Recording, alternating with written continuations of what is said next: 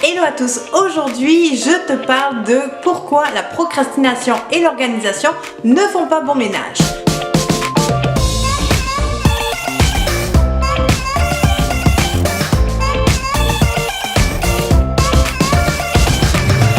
Donc qu'est-ce que la procrastination? La procrastination, c'est toujours remettre au lendemain. Je suis sûre que ça t'est déjà arrivé, ça m'arrive aussi. Et même si je sais mieux gérer mon temps, je procrastine toujours quelquefois.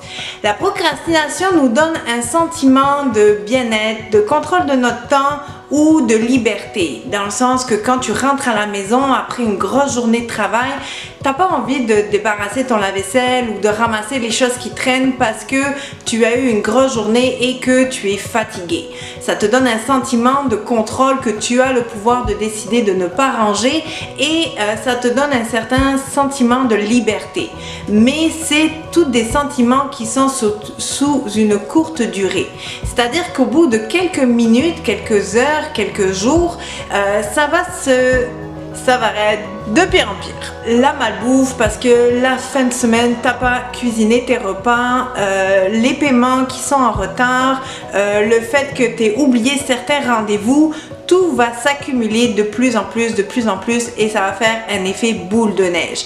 Au commencement, c'est une petite boule de neige qui glisse et plus ça va, plus le temps passe et plus ta maison va être désorganisée, plus ton temps va être désorganisé et les choses que tu dois faire vont être tout à l'envers. Pour vaincre la procrastination, on n'a pas le choix, on doit être organisé. À quel moment vous arrivez à vaincre la procrastination? Quand vous avez des responsabilités, quand c'est quelqu'un de vraiment important qui vous demande, peut-être pour vos enfants ou pour votre famille. Donc, on arrive à gérer la procrastination, c'est possible. Donc, en se mettant des tâches, en faisant certaines techniques que je vais vous partager tout de suite, vous allez pouvoir vaincre cette procrastination. Donc, la première étape pour vaincre la procrastination, c'est la visualisation. Je vais vous encourager à, après la vidéo, prendre quelques temps pour fermer les yeux, prendre 3 grandes respirations et visualiser votre intérieur idéal. Visualisez votre salon rangé, épuré, comme vous l'avez toujours rêvé. Votre cuisine toujours rangée, toujours impeccable. Les chambres des enfants aussi bien rangées.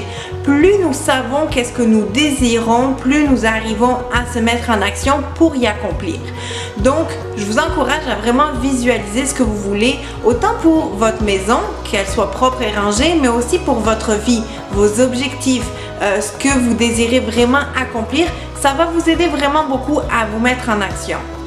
La deuxième chose, c'est d'avoir une to-do list. J'en parle dans une de mes vidéos sur ma chaîne YouTube. Avoir une to-do list vous permet de libérer votre esprit et de vous mettre en action. Donc c'est vraiment le fait de se mettre en action. Vous allez détailler toutes les choses que vous devez faire et vous n'avez pas le choix. C'est écrit, ça doit être fait.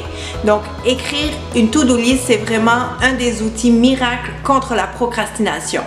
La troisième chose, c'est d'être réaliste. Des fois, tu as l'impression que vider ton lave-vaisselle, ranger ton salon ou la table de salle à manger prend beaucoup de temps et d'énergie. Mais allons-y en équipe, implique ta famille, implique tes amis qui sont avec toi à ce moment-là et tu vas voir, le rangement va se faire vraiment très facilement et très rapidement. Ensuite, quatrième chose, restez simple. Des fois, on se complique beaucoup la tête, on réfléchit beaucoup, mais au lieu de réfléchir, passe à l'action. Passer à l'action tout de suite, se mettre en action et pas se dire « Ah, ça va être long, ça va être pénible » ou « c'est trop compliqué ». Passe à l'action, c'est ton mot d'ordre, ton mantra pour la journée. Passe à l'action. Ça va vraiment t'aider au niveau de la procrastination. Ensuite, la cinquième chose, c'est un de mes préférés. C'est d'avoir autour de toi des phrases inspirantes, des images inspirantes. Donc, je vais te lire quelques-unes de mes phrases inspirantes que j'ai sur mon cellulaire. Quand je suis démotivée, je regarde ça, ça me donne du boost. Alors, la première chose, ne remets pas à demain la bonne action que tu peux faire aujourd'hui. J'en ai une autre qui dit « Le commencement est la moitié de l'action ». Une autre, le meilleur moment pour planter un arbre était il y a 20 ans. Le deuxième meilleur moment, c'est maintenant. C'est toutes des phrases qui te poussent à l'action, qui t'encouragent à dire « Ben oui, c'est vrai, passons à l'action, faisons les choses. Donc, je sais que tu as eu peut-être une journée difficile, compliqué. Donc, vas-y avec ce qui est réaliste à faire. Vas-y selon ton énergie, selon ce que tu es capable de faire et je suis sûre que tu vas être fier de toi. Une fois que tout ça est fait, n'oublie pas de te récompenser. Une fois que tu as rangé toute ta maison, une fois que tu as rangé toutes tes choses, que tu as fait des actions ça prenait du temps à faire, que tu n'avais pas d'énergie pour les faire, sois fier de ce que tu as fait et récompense-toi. Offre-toi un petit quelque chose, prends un temps pour toi, prends-toi un bon bain avec un bon livre, fais quelque chose d'agréable, prendre une marche, tu vas voir, ça va beaucoup te donner de motivation pour recommencer la prochaine fois. Donc sur ce, je te laisse avec ces beaux conseils et je te dis à la semaine prochaine.